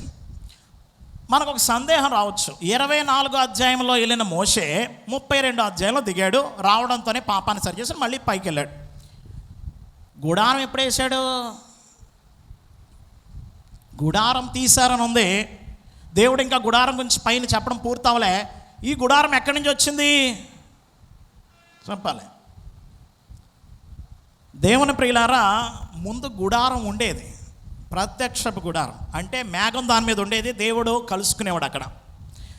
దాన్నే మందిరంగా చేశారు. ఆ తర్వాత ఎలాగ ఉండాలనేది ఆ తర్వాత మోషే దాన్ని మందిరంగా చేశాడు. అంతవరకు గుడారం ఉండదు. అయితే మోషే వెళ్ళి కలుసుకునేవాడు దేవుణ్ణి అక్కడ. కొండలు లేనప్పుడు ఎక్కడ కలుసుకోవాలి, ఆ గుడారంలోనే. పర్వతం వచ్చిందని పర్వతం మీదకి వెళ్ళాడు. అర్థమైందా మీకు? గుడారం ఉంది, మేఘంతో పాటు వెళ్ళే గుడారం, లేకపోతే గుడారం మీద దిగొచ్చే మేఘం. కాబట్టి ఆ గుడారం తీసేశాడు. అది కూడా దేవుని ప్రేమ. ఎందుకు అంటే, నేను వచ్చానంటే కాలిపోతారు కదయ్యా, వాడు మధ్యలో ఉన్నాం, మధ్యలో వస్తే వాళ్ళకి ఏమవుద్ది, కాలిపోద్ది కదా. ఏం చేశారు, ఎలా అంటే మీకు అర్థమయ్యేలా చెప్పాలంటే 19వ అధ్యాయంలో దేవుడు బాగా వేడిగా ఉన్నాడు, కాలుతున్న గిన్నె. ఏం చేశాడు, కాసేపు ఆగండి, చల్లారన ఉండన్నాడు. చల్లారిన తర్వాత పట్టుకోమన్నాడు. ఎవరిని, అహరోన్ని, పెద్దల్ని, తర్వాత తీసుకొచ్చి అందరిని. ఈ లోపల మళ్ళీ పాపంతో ఏం చేశారు, మళ్ళీ మంట పెట్టేశారు. పెట్టేసి ఏం చేశారు, దేవునికి ఫుల్గా వేడి పెంచేశారు. పెంచేసిన తర్వాత నువ్వు కాలిపోవా మళ్ళీ చుట్టూ ఉన్నప్పుడు. అందుకు దేవుడు కృప కలిగినాడు కాబట్టి తీసేసి పక్కనేయమన్నాడు. నేను వస్తాను లేవయ్యా నెమ్మదిగా. తర్వాత అడుగుతాడు. విషయం ఏంటంటే నేను రానన్నాడు, కానీ ఆ తర్వాత నెమ్మదిగా మోషే చనువు పెంచుకున్నాడు. ఇది ఆరాధన చేయాల్సినటువంటి విధానం. చూడండి 11 వచ్చిన, మనుష్యుడు తన స్నేహితునితో, మన స్నేహం మనుషులతో ఉంటుంది, కుక్కలతో ఉంటుంది, మొక్కలతో ఉంటుంది, దయ్యాలతో కూడా ఉంటుంది, కానీ దేవుడితో మాత్రం ఉండదు. దేవునితో స్నేహంగా రా, దేవుడు పిలుస్తున్నాడు. నేను మోషే ఏం పెంచుకున్నాడు తెలుసా, స్నేహం పెంచు. ఆయన కోపం చల్లార్చి నెమ్మదిగా దగ్గరయ్యి స్నేహితుడిగా మారి అప్పుడు అడుగుతాడు, నువ్వు రాకపోతే ఎలా అయ్యా, కటాక్షం ఉందన్నావు కదా 13 వచనం 33:13. నువ్వు వస్తేనే కదా మాకు మార్గం. 3 అడిగాడు. ఒకటి, నీ మార్గం తెలియాలి, రెండవది నువ్వు తెలియాలి, మూడవది నువ్వు మాకు తోడు రావాలి. ఒకటి నీ మార్గము, రెండవది నువ్వు, మూడవది నీ తోడు. మొదటిది దేవుని ప్రియులారా, మార్గం తెలియాలి. యేసుక్రీస్తు ప్రభు అడిగాడు, తోమా ఎక్కడిగా, మేము ఎక్కడికి వెళ్ళగలం, నువ్వు ఎక్కడికి వెళ్తున్నావు తెలియనప్పుడు ఆ మార్గం ఏంటి అంటే, నేనే మార్గమును. మార్గము ప్రభు. ఎదరికి చూడక, ఇంకా పైకే చూడు. కొండ మీద ఉన్నాడు ఆయన, ఇంక ఎదరికి వెళ్ళి ఏం చేస్తావు, పైకే చూడాలి. కురేనీయుడైన సీమోను వెళ్తున్నాడు బలేద్దామని గొర్రెపిల్లని, ఎక్కడికి, దేవాలయంలోకి. విషయం ఏంటంటే, పస్కా గొర్రెపిల్ల ఎదురుగుండా వస్తుంది సిలువ పట్టుకుని. ఎటైపు వెళ్ళాలి, ఇంకా ఆయన అంటే వెళ్ళిపోవాలి అంతే. ఈరోజు నువ్వు స్వస్థతల కోసం వచ్చి ఉంటావు, ఉద్యోగాల కోసం వచ్చి ఉంటావు, డబ్బు కోసం వచ్చి ఉంటావు, లోకం కోసం వచ్చి ఉంటావు. ఇక్కడ దేవుడు ఇంకో మార్గం చూపిస్తాడు. ఇది కాదు, పైకి చూడు. ఎక్కడ ఏముంది, కిరీటం, జీవ కిరీటం ఉంది, రక్షణ ఉంది. అక్కడ ఉంది నీ గుడారం, అక్కడుంది నీ ఇల్లు భవంతి, అక్కడుంది నీకు దీవెనలు, అక్కడున్నాయి నీకు మహిమ, అక్కడుంది నీకు వస్త్రాలు, అక్కడుంది నీకు ఆహారం, అక్కడుంది నిత్య సంతోషం. నీ రూట్ ఇప్పుడు ఎటైపు ఉండాలి? దేవుని ప్రియులారా, నీ మార్గం యెహోవాకు అప్పగింపు, లేదా ఆయన మార్గంలోనికి రా. దేవుని ప్రియులారా గమనించండి. రెండవది, నిన్ను తెలుసుకోవాలి. ఏమన్నాడు అక్కడ? చూడండి ఆ మాట 13వ వచనం చివరిలో మధ్యలో, అప్పుడు నేను నిన్ను తెలుసుకోవడానికి రావాలి. ఆరాధన అంటే తెలుసుకున్న తర్వాత ఆరాధన కాదమ్మా, ఆరాధనలోనే తెలుసుకుంటాం. దేవుణ్ణి ఆరాధించడంలోనే తెలుసుకుంటాం. మేము బొమ్మ అనుకున్నాం, మేము భోజనం అనుకున్నాం, మేము వస్త్రాలు అనుకున్నాం, మేము తినడం తాగడం తిరగడం అనుకున్నాం. నువ్వు అనుకునేదిగానే ఉంచు, కలుపుకో. దేవుని తెలుసుకో, ఆరాధనలో తెలుసుకో, వాక్యంలో తెలుసుకో, తెలుసుకుంటూ రా. తెలుసుకుంటా ఇక్కడికి వచ్చిన తర్వాత మనుషుడు రొట్టె వలన మాత్రమే కాదు. తెలుసుకున్నావా? ఆహారం వేరు, ఇక్కడ అక్షయమైన ఆహారం. అదే భోజనం చేయలేదు, నీళ్లు తాగలే. 34వ అధ్యాయం 28వ వచనంలో ఎలా బతికాడు? మాట ద్వారా, వాక్యం ద్వారా. దేవుని ప్రియులారా గమనించండి. మొదటిది మార్గము, రెండోది ఆయన తెలుసుకోవడానికి. ప్రభుని తెలుసుకోవాలనుకున్నావు ఎప్పుడైనా? ఎంతసేపు నిన్ను తెలుసుకోవడమేనా దేవుడు? ఎంతసేపు ఆయన నిన్ను చూడడమేనా? నువ్వు ఆయన చూడవా? ఆయన తెలుసుకోవా? ఆయన తెలుసుకో, ఆయన లక్షణాలు తెలుసుకో, ఆయన యొక్క మనస్సును తెలుసుకో, ఆయన హృదయాన్ని తెలుసుకో. దేవుని తెలుసుకోవడానికి రా, లోకాన్ని కాదు. ఈరోజు దేవుని తెలుసుకోవడానికి నువ్వు వస్తున్నావా? దేవుని సహవాసము, స్నేహం చేయడానికి వస్తున్నా. ఆయన స్నేహితుడిగా వచ్చాడు, నేనేం భయపెట్టాడు ఆయన. నీకు మనుషులతో కంటే దేవునితో ఎక్కువ సహవాసం ఉందా? నీకు ఆయన తెలుసుకోవాలని ఉందా? చెప్తాడు ఆయన నీకు నెమ్మదిగా ఒక్కొక్కటి. వెంటనే అర్థమైపోయేది కాదు. పిల్లవాడిని స్కూల్కి బడికి పంపగానే ఒక్క రోజులో అన్నీ నేర్పేస్తారా? సంవత్సరం అంతా పంపాలి. ఒక సంవత్సరం ఇద్దా, వాడికి 20 ఏళ్ళు వచ్చే వరకు పంపాలి. అవునా? ఇంకా తెలుసుకుంటూనే ఉంటాం. తర్వాత ఉద్యోగంలోకి వెళ్ళిన తర్వాత కూడా ట్రైనింగ్ అంటారు. మళ్ళీ ఇదేంటది? మళ్ళీ ట్రైనింగ్, మళ్ళీ అక్కడ తెలుసుకోవాలి, అక్కడ ఎలా ఉండాలో. కొంతమందికి ఎంత తెలిస్తే అంత తెలిసినట్టుగా ఊరంతా ప్రచారం ఉన్నదే వెళ్తాం. కానీ తెలుసుకో. దేవదాస్ దగ్గర చిన్న సేవకుడు చెప్పినా వినేవారట. ఆయన అన్నారు, నేను ఇంకా విద్యార్థినే. ఏంటట? మరి మనం ప్రొఫెసర్లు, ఏమండి, డాక్టరేట్లు, పిహెచ్డీలు చేసిన వాళ్ళు, ఇంకొకరు 4 చెప్తాం, మంచిదే. మరి నువ్వు తెలుసుకోద్దా?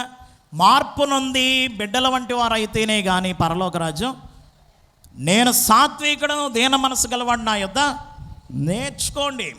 దేవుని తెలుసుకో ఇక్కడ. అంతేగాని నువ్వు అనుకున్నదే తీసుకొచ్చి ప్రతిష్ఠించేకి ఇక్కడ. దేవుని ప్రియులారా, దేవునికి ప్రతిష్ఠించాల్సింది నీ హృదయాన్ని. తర్వాత మనం చూస్తాం ఏం చేశాడనేది. మూడవది, ఆయనతో సహవాసం, లేక ఆయన భాగస్వామి. He's a partner.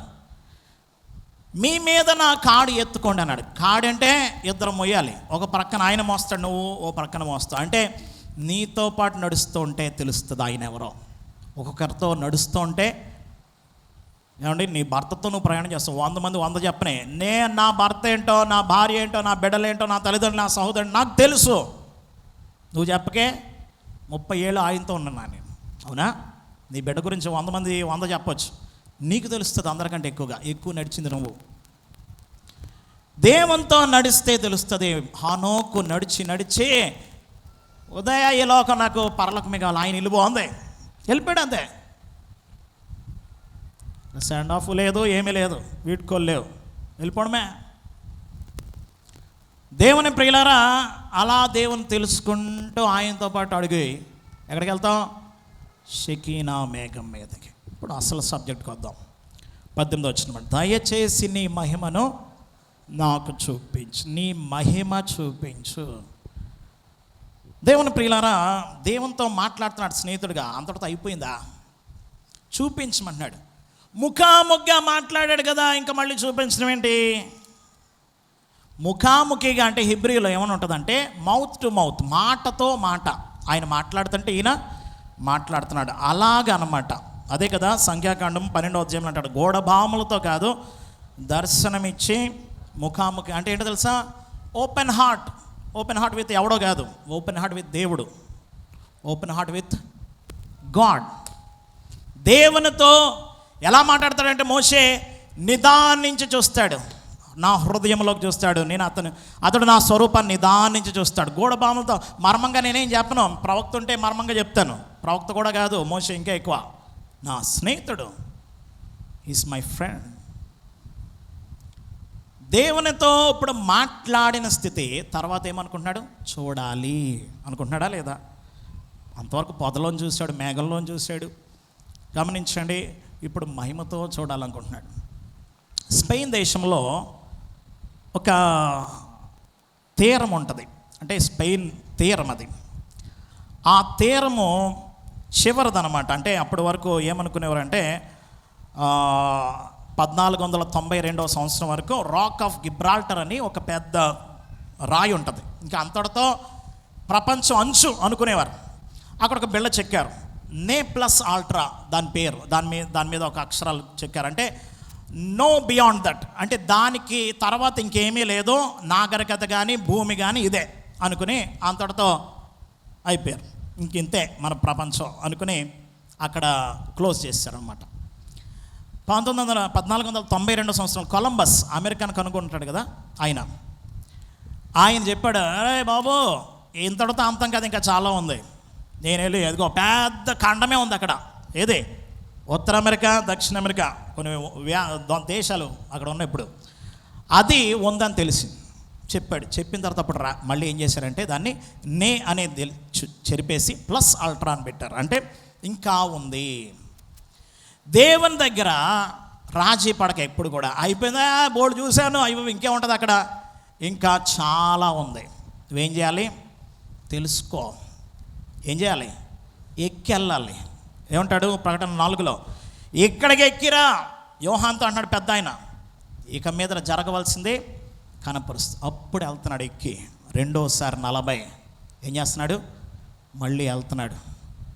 ఈసారి పలకలు ఆయనే పట్టుకుని వెళ్తున్నాడు. ఏంటో తెలుసా, మొదటి పలక పగిలిపోవడం అంటే ఏంటో తెలుసా, ధర్మశాస్త్రం. రెండో పలక దేవుడిచ్చేది. 2 కొరింథీ పత్రిక 3వ అధ్యాయం 3వ వచనంలో అంటాడు, రాతి పలక మీద కానీ సిరాతో కానీ కాదు, హృదయం అనే పలక మీద రాస్తాడంటప్పుడు నీ హృదయాన్ని సిద్ధపరచుకుని వెళ్ళు. ఎలా వెళ్ళాలి, పొద్దుటే చూడండి, ఆ యొక్క చెప్పాను కదా 7400 అడుగులు ఎత్తు, ఉదయాన్నే పెందల కాడ వెళ్ళాలంట. ఎప్పుడు వెళ్ళాలి, 34వ అధ్యాయంలో మీరు చూస్తే దేవుడు చెప్పాడు 2వ వచనంలో, ఉదయానికల్లా నువ్వు సిద్ధపడి రావాలి, ఈ పలకలతో పాటు ఉదయానికల్లా ఉండాలి. దేవుని ప్రియులారా, కనీసం 4-5 గంటలు పడుతుంది అది ఎక్కడానికి. ఉదయమే వెళ్ళాలంటే మామూలుగా పగలు ఎక్కలేరు, అది సినాయి పర్వతం, రాత్రి చల్లగా ఉంటుంది కాబట్టి అప్పుడు ఎక్కొచ్చు. 2 గంటలకు వెళ్తే సూర్యోదయం అక్కడి నుంచి చూడచ్చు. సూర్యోదయం బాగుంటుంది, ఒక్కొక్క హిల్ స్టేషన్స్లో బాగుంటాయి కదా. ఇప్పుడు చాలా వచ్చిన గుడిస్ అని, వనజం కానీ చాలా వాటిని పైకి చూస్తూ ఉంటున్నారు. కాబట్టి అక్కడికి వెళ్ళి చూడండి, ఉదయమనే ప్రాతకాలంలో దేవుని సన్నిధి అక్కడికి వచ్చింది. చాలా ఆహ్లాదకరంగా ఉంటుంది. మౌంటైన్ టాప్స్, ఈరోజు నువ్వు ఎక్కాల్సింది సన్నిధి. ఉదయమనే ఏం చేయాలి, ఉదయాన్నే కనిపెట్టు గంట. గమనించండి, ఉదయాన్నే ఏం చేయాలి, వేచి చూడాలి. ఏం చేయాలి అమ్మా, ఎన్ని మెట్లు మన ధ్యానానికి చెప్పగలరా? చేద్దాంలేండి. 7వది కనిపెట్టడం. అక్కడ దేవుడు వస్తాడు, వచ్చి ఆయన నామాన్ని ప్రకటించాడు. యెహోవా నామాన్ని ప్రకటిస్తూ దాటెళ్తో, యెహోవా కనికరము, దయ, దీర్ఘశాంతము, విస్తారమైన కృపా సత్యముల గల యెహోవా. దేవుడు మాట్లాడుతున్నాడు. అప్పుడు సాష్టాంగ నమస్కారం చేస్తున్నాడు. ఏం చేస్తున్నాడు, సాగిలపడతాం. స్నేహితుడే కదా, ఏంటి ప్రభువా నేను నీకు నమస్కారం చేయాలా, లేకపోతే నాకు ఆలస్యమైంది, నీకంటే ఏముంది, మేఘం నుంచి ఇలా దిగేస్తావు ఉంటుంది కదా. అక్కడ ఏముంది, మేఘంలోంచి దేవుడు దిగి, నేను ఎక్కాలంటే ఎంత ఎక్కాలి, ముసలోడు నేను, పైగా అది అంత బరువు, ఆ రాళ్ళు పట్టుకుని ఎక్కాలి. ఎక్కడవుద్ది నాకు కాదు, కొద్దిగా ఆలస్యం వద్దు, అర్థం చేసుకో. మనం అలాగే అంటాం. మోషే అలా అనలే. మోషే వెళ్ళి ఏం చేస్తాడు తెలుసా, ఉదయానికి వెళ్ళిపోయాడు. మనం ఇతను ప్రభు నీకు తెలియదు కాదు కదా, మోకాళ్ళ నొప్పులు, షుగర్లు, బీపీలు, అయ్యారు తొందర ముగించేయండి. దేవుని ప్రియులారా, మహిమలోంచి అధిక మహిమలోనికి వెళ్తావా, దిగజారిపోతావా, అది నీ ఇష్టం. దేవుడైతే ఆ సమయానికి వచ్చేస్తాడు. ఆ సమయం కంటే ముందెళ్ళి వేచి ఉండు. దేవుని కోసం నువ్వు వేచి ఉండాలి, నీ కోసం దేవుడు వెయిట్ చేయకూడదు. మనం ఎప్పుడు కూడా మనం వెయిటింగ్లో పెడతాం దేవుణ్ణి, దేవుడు వచ్చి మన కోసం వెయిట్ చేయాలి. నీ కోసం దేవుడు ఎదురు చూస్తున్నాడా? దేవుని కోసం నువ్వు ఎదురు చూస్తున్నావా? ఆరాధన ఏ సమయానికంటే ఏ సమయానికి వెళ్తున్నావు? దేవుని దగ్గరికి వెళ్ళు. ఆరాధన అనేది ఆయన చెప్తాడు ఎలా చేయాలో.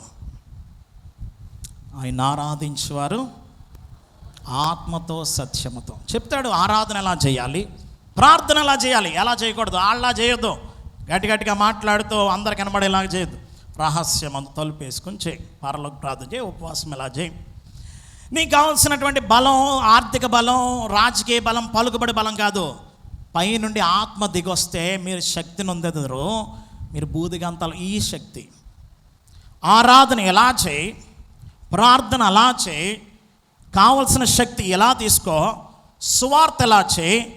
దేవునికి మహిమార్థకరమైన ఆరాధన ఏంటంటే యోహాను 17:4 అంటాడు, చేటకు నీవు నాకు ఇచ్చిన పనిని సంపూర్ణంగా నెరవేర్చి భూమి మీద నేను నిన్ను దేవునికి విధేయత చూపించు.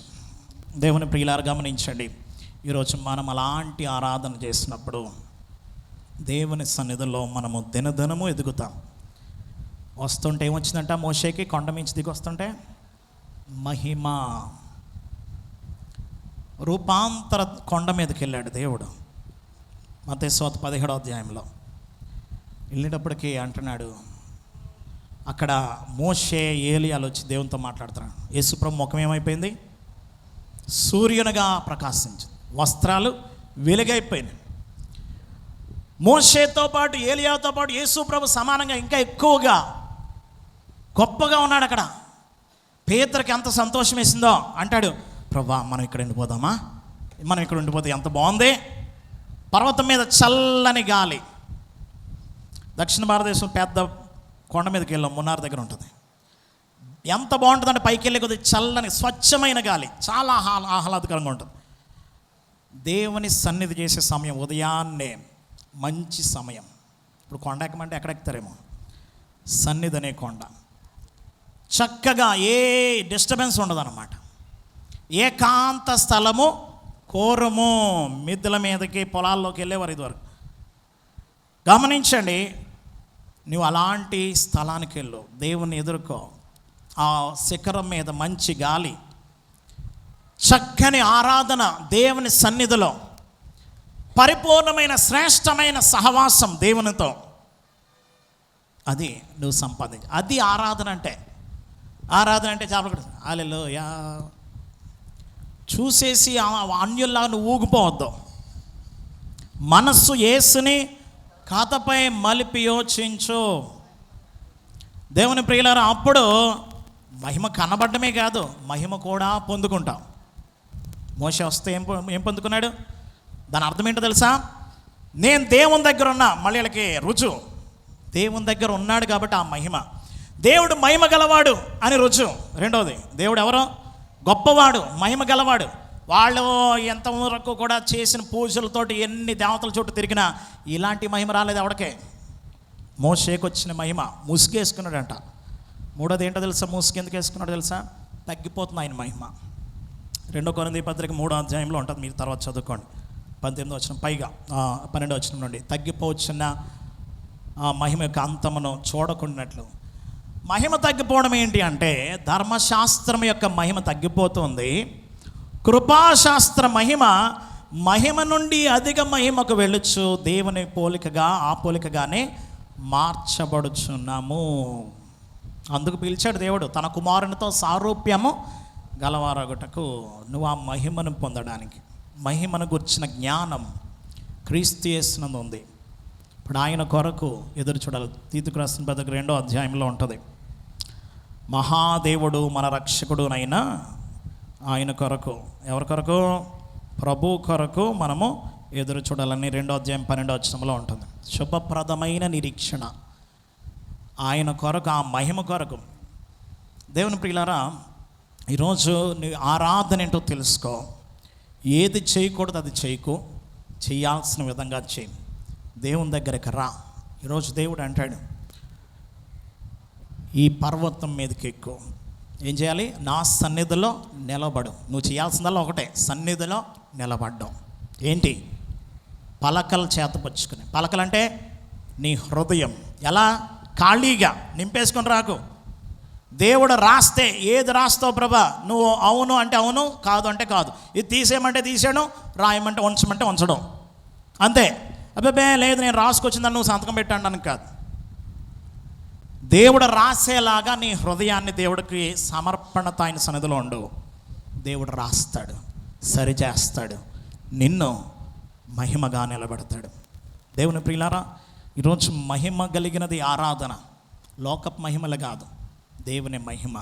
ఆయన ఎవరు చూడలేదు, ఏ మనుషుడు కూడా చూడలేదు అని అంటాడు. కానీ దేవుడు ఎలా చూపిస్తున్నాడు? తన వాక్యం ద్వారా. ఏమంటాడు? 34వ అధ్యాయం మొదటంతా కూడా యెహోవా నామాన్ని ప్రకటించాడు. యెహోవా కనికరము, దయ, దీర్ఘశాంతము. ఇదేంటి ప్రభా చూపిస్తారంటే మాటలు చెప్తున్నావు?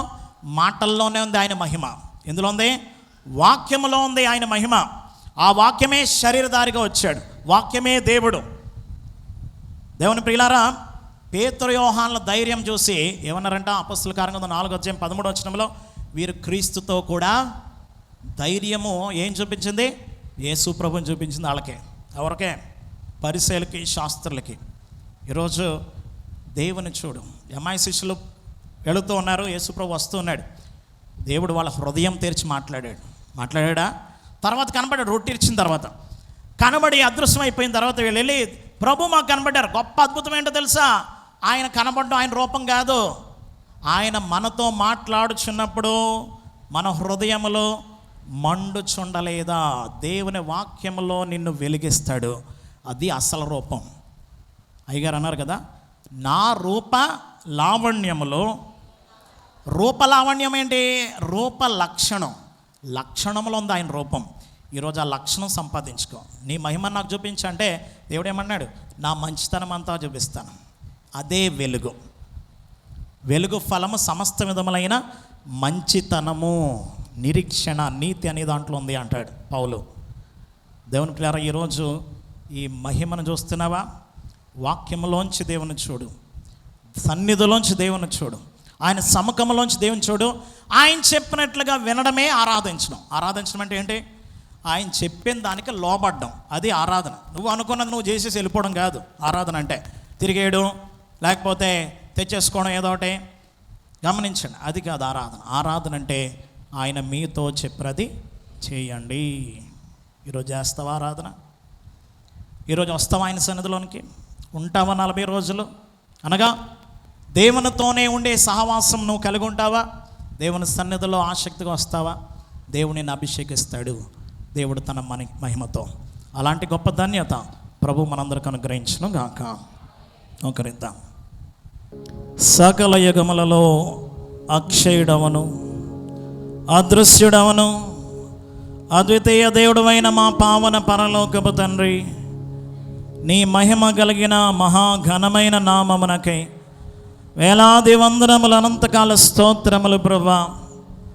మహామహిమ కలిగిన దేవుడవు, మహిమను వస్త్రముగా కప్పుకున్నవాడవు నాయన. పాపలము, అపవిత్రలము నాయన, దోషత్వము, దుర్మార్గత, దుష్టత్వము కలిగినటువంటి మాతో సహవాసము చేయాలన్న నీ కోరిక ఉన్నతమైనది ప్రభువా. నువ్వు మా కొరకు దిగి వస్తుండగా మేము ఒక మెట్టు కూడా ఎక్కలేని దుస్థితిలో ఉన్నామేమో. మోషే నువ్వు ఇచ్చినటువంటి అవకాశాన్ని ఎంత చక్కగా సద్వినియోగం చేసుకున్నాడు నాయన. పెద్దలైన వారు అహరోను వారికి ఇచ్చిన అవకాశాన్ని దుర్వినియోగం చేసుకున్నారు. కానీ మోషే చక్కగా దానిని నాయన నీ కొరకు నాయన నీ సన్నిధిలో సమీపించి స్నేహితునిగా మారేటువంటి స్థితిలోనికి నీ మహిమను కలిగి ఉండడానికి వాయుధగొత్తని మోషే దాన్ని సద్వినియోగం చేసుకున్నట్లుగా నీ కృపను మేమందరము దుర్వినియోగము కాక సద్వినియోగం చేసుకున్నట్లుగా నీ సన్నిధి సహవాసం మాతో ఉంచి మమ్మల్ని నడిపించమని, మాలో ఉండకూడనటువంటి ఐగుప్తును, మాలో ఉండకూడనటువంటి విగ్రహారాధను, మాలో ఉండకూడనటువంటి పాపపు దుస్థితి నుంచి మమ్మలను నీవే తండ్రి విడిపించి పరిశుద్ధపరిచి నీతో సహవాసము చేస్తూ నాయనా ఇదిగో తండ్రి పరలోకపు నిత్య సహవాసములోనికి నాయన ఆయత్తపడే గొప్ప భాగ్యమును, నీ మహిమను సంపాదించుకునే గొప్ప ధన్యతను మా అందరికీ నీవు అనుగ్రహించి నీవే మహిమను అందుకొనమని తన మహామహిమతో సినాయి పర్వతం మీదకు దిగి వచ్చి మోషేకు తన మహిమనిస్తున్న యేసు నామమున వేడుకొనిచున్నాము పరమ తండ్రి.